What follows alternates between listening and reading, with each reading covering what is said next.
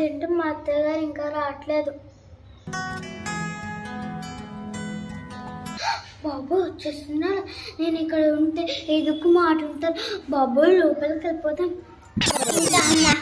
అమ్మ బాబోయ్ ఎండలు అవునైనా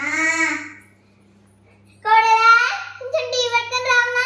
ఏంటిమా ఎన్నిసార్లైనా రాట్లే? ఓ మధురా ఎన్నిసార్లు టీ పిలిచి పక్క తీసుకురా. ఒసే మధురా ఇప్పుడే కదా ఏం అరుగుగా అరుస్తూనే ఉన్నారు. ఏంటో మా అత్తయ్య గారు అంటే నా ఇష్టం. ఎప్పుడు అరుస్తూనే ఉంటారు. తెస్తున్నారు అత్తయ్య గారు.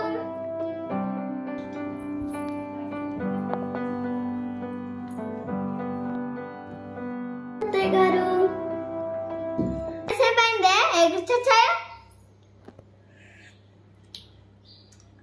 అయినా దీంట్లో ఏం కలిపావు? అయ్యో నేనేమి కలపలేదండి. పాలు టీ పొడి పంచదార కలిపించి బాగా మరిగించానండి. పంచదార లేదు. పంచదార వేసావా అసలు? వేసానండి. బానే ఉందిలమ్మా. వంట ఏముండవు ఇంతకీ? త్వరగా లేదో చూసి వండుతానండి. వంట ఏముందో ఈ మొక్కలకు లేదో ఎప్పుడు కాకరకాయ తీగకాయ చూస్తే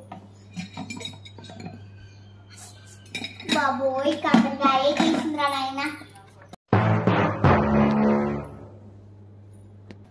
ఏంటో అమ్మా దీంట్లో ఏమన్నా? ఓ చేపల పులుసా? ఏంటి కూడా ఎప్పుడు లేదు చేపల పులుసు.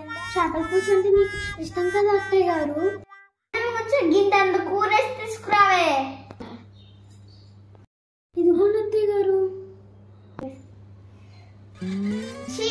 ఏం బాగుంది, ఉప్పు లేదు కారం లేదు. మా ఊర్లో నాడమ్మనే బెస్ట్. సర్లే ఏదో ఒకలా తిని బ్రతుకుతానులే. సాయంత్రంకైనా మంచి కూరండి.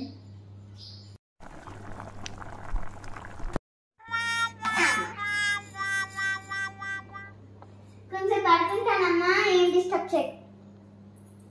అలాగే అండి అత్తయ్య గారు. ఏంటో పెద్ద మంచం ఇట్లా ఆభరిస్తున్నారు. ముక్కు మూసుకొని ఉండలే మనం. పెద్ద పెద్ద రామచంద్ర.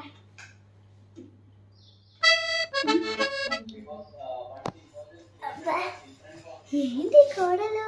చదువుకున్న కోడలు అయితే మంచిగా ఉంటుంది, డబ్బులు సంపాదిస్తూ ఉంటుంది.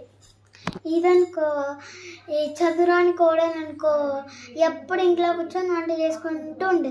చదువుకున్న కోడలు అయితే ఎంత బెస్టో. అనవసరంగా దీని నుంచి పెళ్లి చేసుకున్నాను. ఒక సంపాదన లేదు ఏమీ లేదు. నా కొడుకుని ఇచ్చి పెళ్లి చేసుకో మొద్దుదానా. ఈ మొద్దు నుంచి పెళ్లి చేసా. ఈ చదువుకున్న కొడుకు ఎంత బెస్టో. మా కొడుకుని ఇచ్చి దీనికి ఎప్పుడు వంటలకా నుంచి పెళ్లి చేసిన. ఎంత పాపమో. పోనీ విడగొట్టేద్దామంటే ఒప్పుకోదు.